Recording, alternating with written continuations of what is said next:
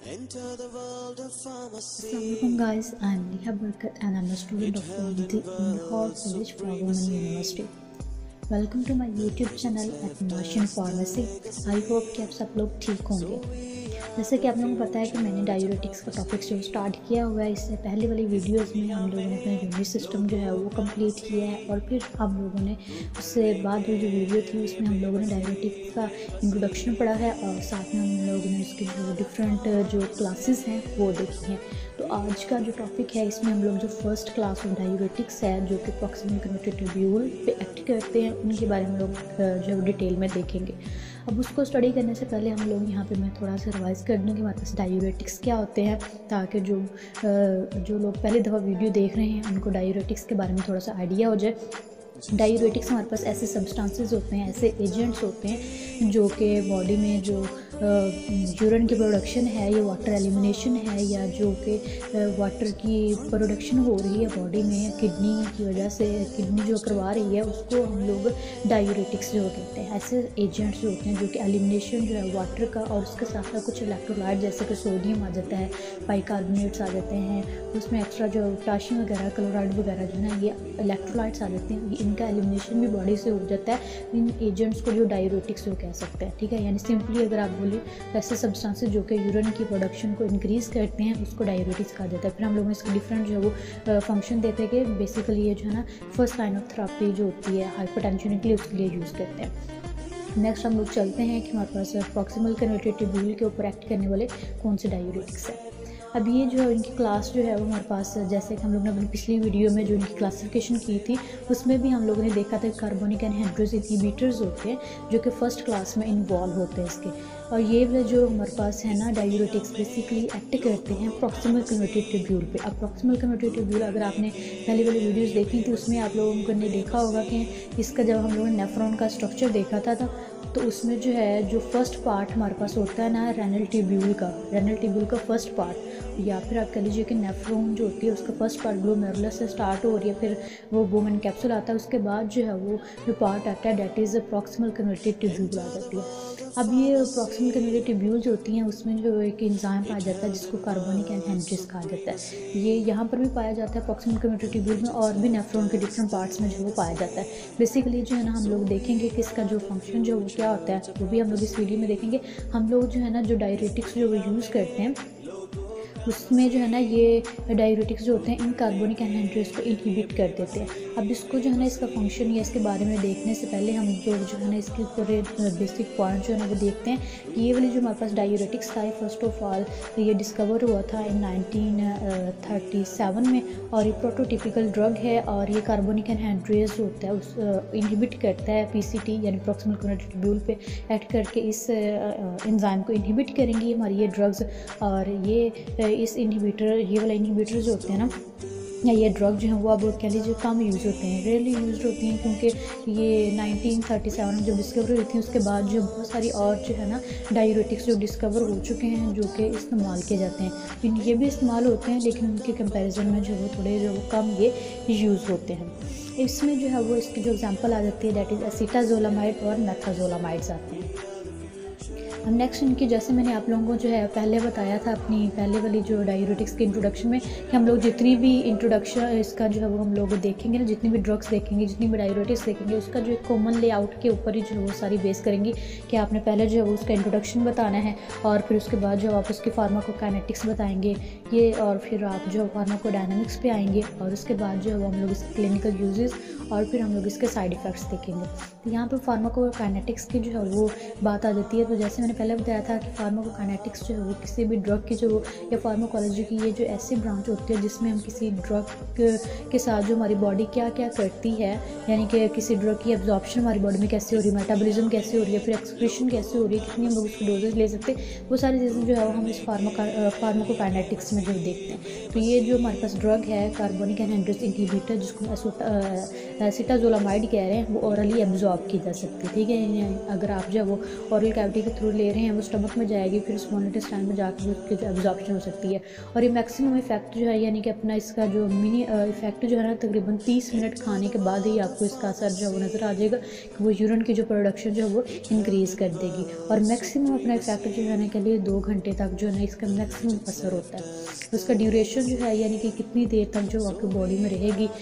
वो हमारे पास 12 आवर्स आ जाते हैं। तो 12 घंटे बाद ही आपको, अगर आप जो वो ये इनहिबिटर्स यूज़ कर रहे हैं, ये वाले डायबिटिक्स एसिटाजोलामाइड यूज़ कर रहे हैं, तो आपको सेकंड डोज जो है ना वो 12 घंटे बाद लेनी पड़ेगी, ठीक है। क्योंकि इसका पहले वाली जो है वो डोज आपने ली है 12 घंटे तक ख़त्म हो जाएगी। इसकी एक्सक्रीशन आ जाती है, फिर एक्सक्रीशन इसकी जो है ना ये प्रॉक्सिमल कम्यूनिटी ट्यूब्यूल से होती है ये। अब इसकी डोजेज आ जाती है। नेक्स्ट जो मेथाजोलामाइड होती है इसकी आप डोज जो ले सकते हो 50 to 100 mg, और ये जो है वो 2 से 3 दफ़ा जो है वो दिन में ली जाती है। और एसिटाजोलामाइड होता है ये 250 milligram for 1 to 4 times daily, ठीक है। तो ये इसमें जो है ना ये डोज आ जाती है। और यही आपको जो है ना ये ड्रग्स जो है इनके ब्रांड जो है ना डिफरेंट ब्रांड में जो है इसी कंसनट्रेशन से जो है ना इनकी डोजेज मिलेंगी आपको। नेक्स्ट हमारे पास जो फार्माकोडायनामिक्स आ जाती हैं। फार्माकोडायनामिक्स में जो है ना हम लोग बेसिकली स्टडी करते हैं कि ये कैसे कोई ड्रग जो है ना हमारी बॉडी के साथ जो किस मैकेनिज़्म के थ्रू या किस तरह से वो हमारी बॉडी में थेराप्यूटिक इफेक्ट दे रही है या किस तरह से हमें जो है वो साइड इफ़ेक्ट्स दे रही है। बेसिकली हम इसमें जो है वो ड्रग की जो हमारे बॉडी के साथ इंट्रैक्शन होती है ना कि क्या हमारी बॉडी के साथ वो करेगी, उसको हम जो है वो फार्माकोडायनामिक्स में देखते हैं, ठीक है। तो हमने इसमें यानी कि ड्रग का जो मैकेनिज्म ऑफ एक्शन होता है वो हम लोग फार्माकोडायनामिक्स में देखते हैं। अब ये जो इसका फार्माकोडायनामिक्स यानी कि इस ड्रग का एक्शन क्या होता है, इसका mechanism of action, maximum safe dose inhibit. अब यहाँ पे जो इसको देखने से पहले मैं आपको जो है एक बात बताऊँ कि हमारे पास जब रीअब्जॉर्प्शन वो फिल्ट्रेशन जब होके आती है हमारी जो किडनी होती है, जो नेफ्रॉन है, उसके बेसिक जो 3 उसमें स्टेप्स में यूरिन प्रोड्यूस होता है, जिसमें पहला जो स्टेप हमारे पास होती है वो फिल्ट्रेशन, और फिर नेक्स्ट सेकंड जो है वो rate limiting step that is reabsorption, और थर्ड जो ट्यूबुलर सेक्रेशन। तो फर्स्ट जब वो होती है फिल्ट्रेशन होती है ग्लोमेरुलर से जो है वो फिल्ट्रेट जो है वो जब आपके पास बोमैन कैप्सूल में आता है, और उसके बाद जब वो प्रॉक्सिमल कम्यूनिटी ट्यूब्यूल में आता है तो उसमें जो है वो ब्लड का एक जो है ना मेजर पोर्शन उसमें होता है कि उसमें न्यूट्रिएंट्स काफ़ी मिकदार में होते हैं, वाटर काफ़ी मिकदार में होते हैं, इलेक्ट्रोलाइट्स काफ़ी मिकदार में होते हैं। तो इलेक्ट्रोलाइट जैसे सोडियम है ना, सोडियम तकरीबन कह लीजिए कि 66% तक जो है ना प्रॉक्सिमल कम्यूनिटी ट्यूब्यूल से ही रीअब्जॉर्ब हो जाता है, ठीक है। यानी ल्यूमन से, नेफ्रॉन के ल्यूमन से वो ब्लड इंटरस्टिशियम में तकरीबन 66% तक जो है ना वो रीअब्जॉर्ब हो जाएगा। इसी तरह से वाटर जो होता है, वाटर की तकरीबन 60% रीअब्जॉर्प्शन प्रॉक्सिमल कम्यूनिटी ट्यूब्यूल में ही हो जाती है। और बाकी जो हमारे पास रह गया अमाइनो एसिड्स और कुछ हमारे पास जो जैसे वो रह गया ग्लूकोज, उसकी तकरीबन इनमें आलमोस्ट सारी की सारी रीअब्जॉर्प्शन जो होती है ना वो हो जाती है इस पार्ट में, ठीक है। तो यहाँ पर जो है ना ये हम लोगों ने देखी है कि जो मैंने आपको बताया कि 66% तक सोडियम की रीअब्जॉर्प्शन जो है ना हमारे प्रॉक्सिमल कम्यूनिटी ट्यूब्यूल में होती है। तो उसी रीअब्जॉर्प्शन को इनहिबिट करवाने के लिए हम लोग जो है ना ये प्रॉक्सिमल कम्यूनिटी ट्यूब्यूल के ऊपर एक्ट करवाते हैं इन डायूरेटिक्स को, जो कि एसिटाजोलामाइड है। जब ये जाके उस पीसीटी पे एक्ट करेगा और जो रीअब्जॉर्प्शन हो रही थी जहाँ से सोडियम की, उसकी रीअब्जॉर्प्शन को ये इनहिबिट करेगा। कितनी जो है इनहिबिट कर सकता है, आप मैक्सिमम सेफ डोज जब लेते हैं ना, यानी मैक्सिमम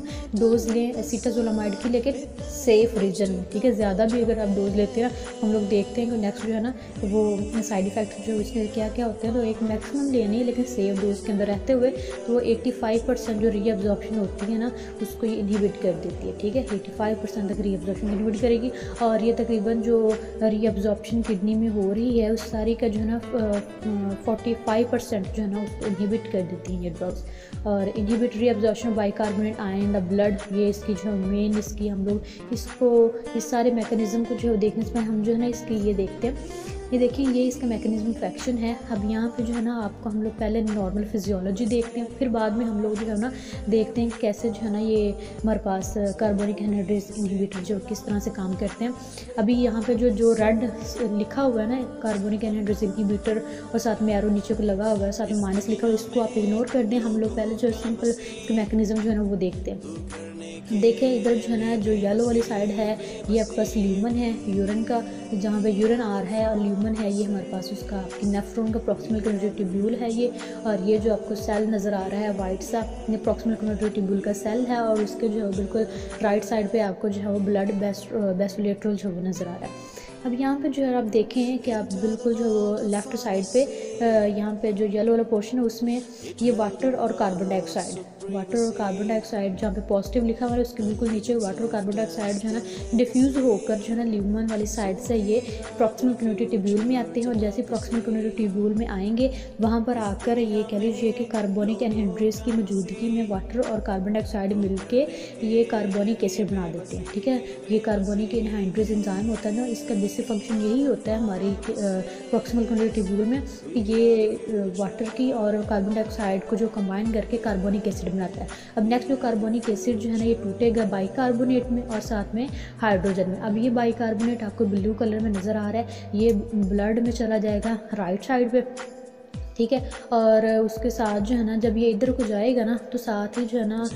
जो हाइड्रोजन था वो आपके पास इधर वाली साइड पे आ जाएगा, ल्यूमन वाली साइड पे। और वहाँ पे एक जो है ना ट्रांसपोर्टर होता है, एक चैनल कह लीजिए, जहाँ जब जो कि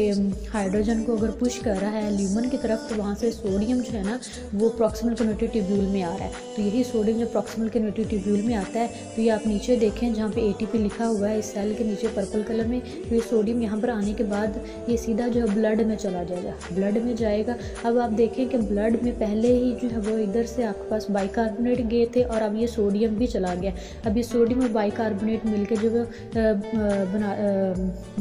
ये जो है ना बना देते हैं सोडियम बाइकार्बोनेट। ठीक है, कार्बोनिक एसिड और वो जो कार्बोनेट और ये सोडियम मिलकर बाइकार्बोनेट, सोडियम बाइकार्बोनेट बनाएंगे। अब ये सोडियम बाइकार्बोनेट जो है ना ये आपके ब्लड में जो है ना रीएब्जॉर्ब हो जाएगा। अब सिंपली कह लीजिए सोडियम या फिर अलग-अलग बाइकार्बोनेट इतनी इनकी एब्जॉर्प्शन नहीं होती जब ये दोनों मिलकर इनकी एब्जॉर्प्शन हो जाती है, तो दोनों मिलकर जो है ना इनकी रीएब्जॉर्प्शन हो जाती है। और जब ये सोडियम जो है वो ब्लड में जाता है तो ब्लड से जो है ना पोटाशियम जो है ना इधर आपके पास सेल में आ जाता है। ठीक है, इसी तरह से आप जो क्लोरीन भी देख रहे हैं तो उसकी भी जो मूवमेंट हो रही है। और फिर जब ये कह लीजिए कि यूरिन इधर ल्यूमन वाली साइड पे देखें कि फिर जो है ना यहाँ पे जो है हमारे पास बाइकार्बोनेट है और हाइड्रोजन है, ये दोनों मिलके आपस में फिर बना रहे हैं कार्बोनिक एसिड। और कार्बोनिक एसिड जो है ना ये कार्बोनिक एनहाइड्रेस एंजाइम की मौजूदगी में फिर टूट के जो है ना कार्बन डाइऑक्साइड और वाटर बना रहा है। इस तरह से ये जो है वो सर्कल चलता रहता है। यही कार्बन डाइऑक्साइड और वाटर दोबारा से डिफ्यूज़ आउट हो जाएंगे प्रॉक्सिमल कम्युनिटी ट्यूब्यूल में, दोबारा से प्रोसेस जब स्टार्ट हो जाएगी। ये तो नॉर्मल फिजियोलॉजी होती है कि इस तरह से जो है ना रीअब्जॉर्प्शन होती जाती है। लेकिन अगर इस रीअब्जॉर्प्शन को इनहिबिट करना है तो मेन जो चीज़ यहाँ पर जो कार्बोनिक एनहाइड्रेस ही है जो कि इनको एब्जॉर्ब करवा रहा है, तो उसको जब आप ब्लॉक कर देंगे, ये रेड वाले जो है ना आपको रेड कलर में लिखा हुआ नज़र आ रहा है, जब ये ब्लॉक हो जाएंगे तो ना जो कह लीजिए कि बाइकार्बोनेट जो वो फिर जो है ना दोबारा ये ना जो है ना कह लीजिए कि कार्बन डाइऑक्साइड और वाटर मिलकर जो कार्बोनिक एसिड बनाएंगे, और ना फिर वो नेक्स्ट वो कार्बोनिक एसिड जो बाइकार्बोनेट में टूटेगा, और ना ही जो फिर नेक्स्ट जो है इससे कह लीजिए कि वाटर में उसके ब्लड में जो रीअब्जॉर्प्शन होती है। ठीक है, इसी तरह से जो कह लीजिए इधर ल्यूमन वाली साइड पे भी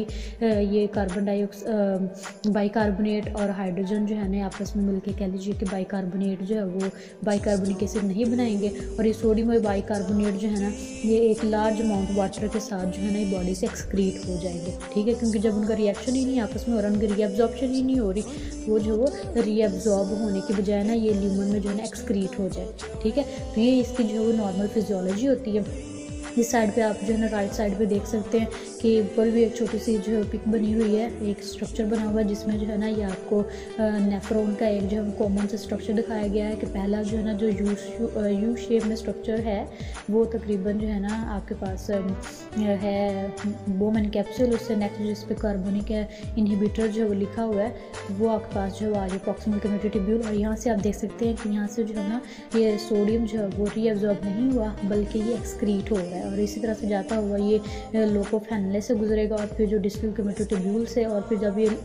रिफ्लेक्टिंग ट्यूब्यूल में आएगा तो वहाँ पे सोडियम जो पोटाशियम है ना वो भी इसकी भी साथ में जो है वो वेस्टिंग हो जाती है। ठीक है, यहाँ तक ये हमारे पास जो है ना आप देख सकते हैं। इस मैकेनिज़्म को समझने के बाद अब ये देखें, inhibit reabsorption of bicarbonate ion in the blood. इस तरह से जो है ना ये बाइकार्बोनेट जो होते हैं, कार्बोनिक एनहाइड्रेज जो होते हैं ना, कार्बोनिक एनहाइड्रेज इनहिबिटर, वो रीअब्जॉर्प्शन बाइकार्बोनेट आयन को उसको इनहिबिट करते हैं by inhibiting the carbonic anhydrase. Next इसके जो क्लिनिकल यूजेस आते हैं, आपने जब ये वाला जो है ना ये वाली पूरी इसकी मैकेनिज़्म जब अच्छी तरह से आप देख लेंगे ना, इसको अच्छी तरह से समझ लें, फिर आप समझ आएँ कि आपके जो क्लिनिकल यूजेस और इसके जो साइड इफ़ेक्ट जो है ना इसी की बेस पे आपने ना सारे जो है ना उसको कवर करने होते हैं। पहला केसेस हमारे पास जो आता है कि किस में हम लोग ये ड्रग जो एसीटाज़ोलामाइड या फिर जो हमारे पास जो आ रही है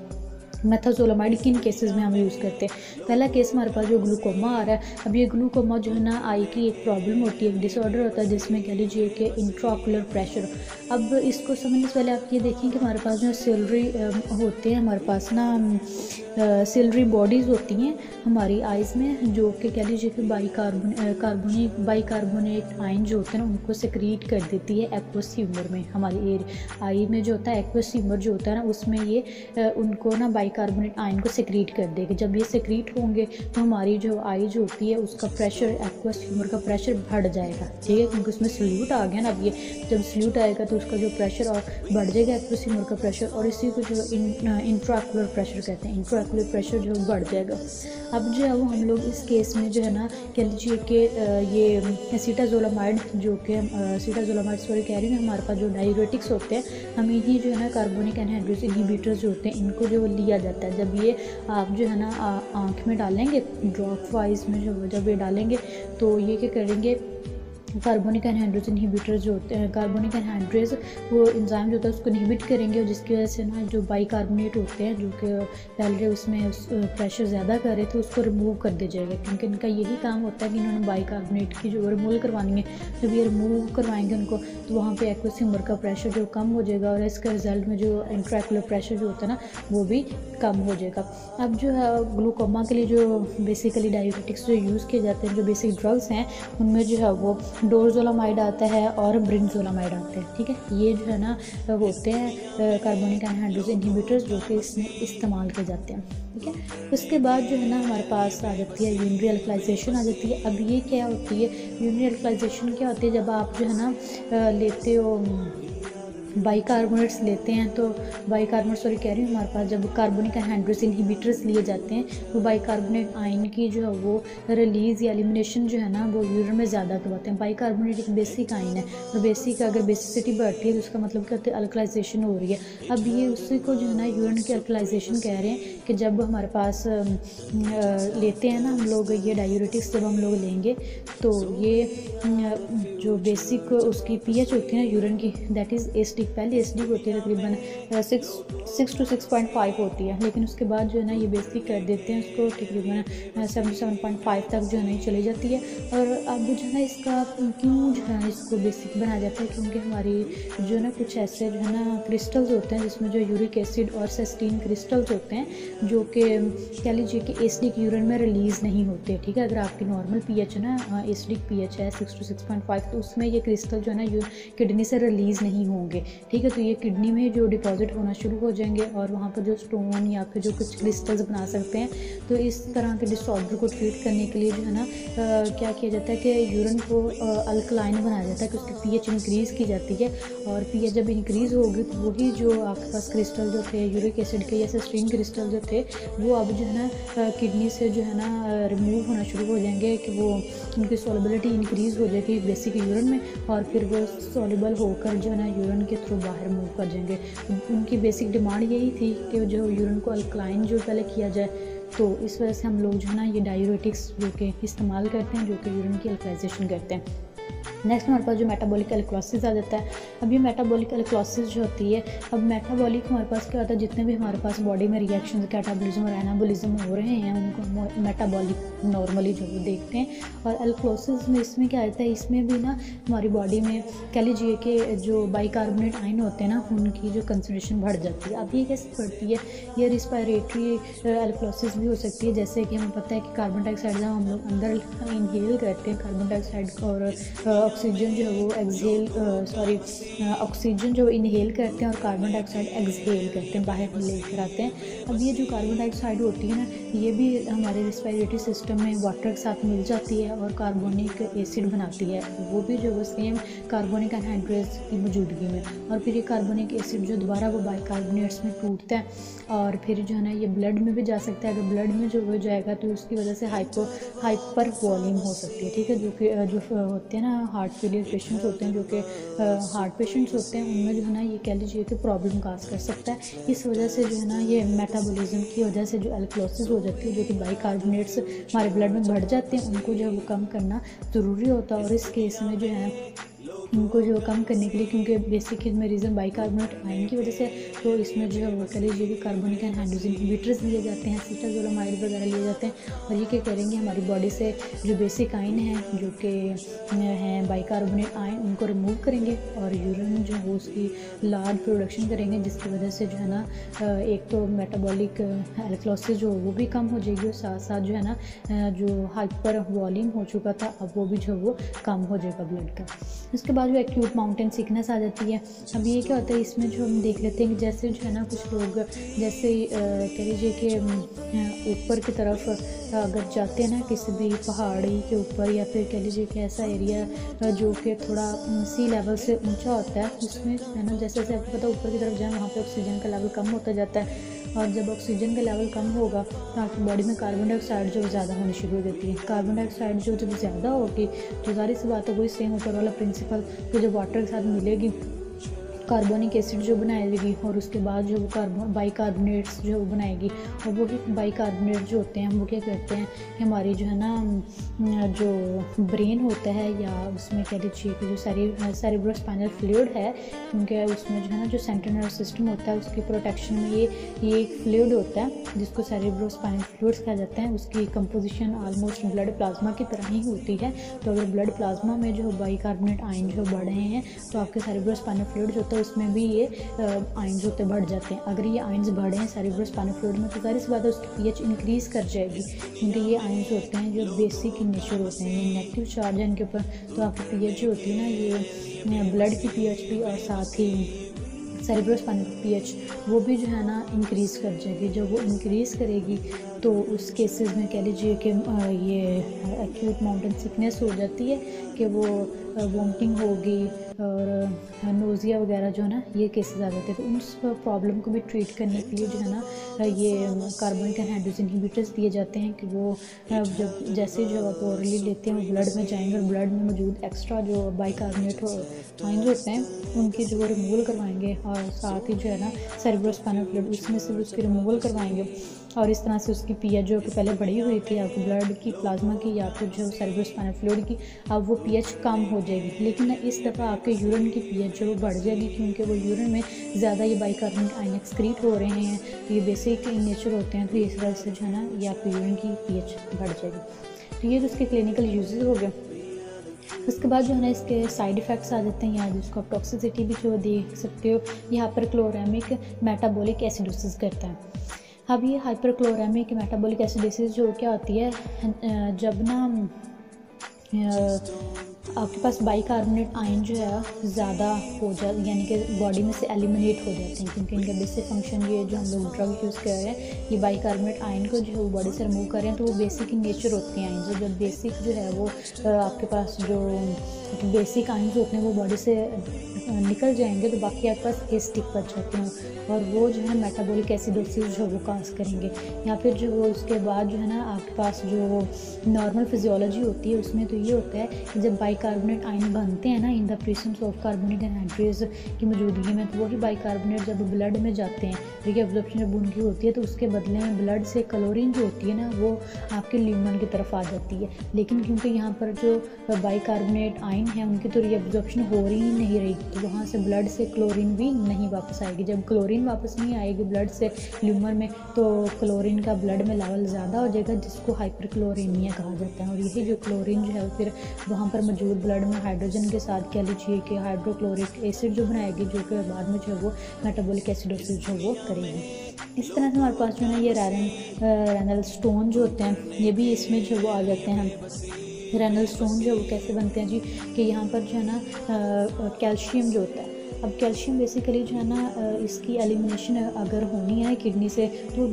एसिडिक यूरिन में होता है, लेकिन इस जब हम लोग डायूरेटिक्स ये लेते हैं तो यूरिन जो होता है ना वो बेसिक हो जाता है, क्योंकि इसमें बाइकार्बोनेट आयन की रिमूवल जो होती है वो ज़्यादा हो जाती है। तो जो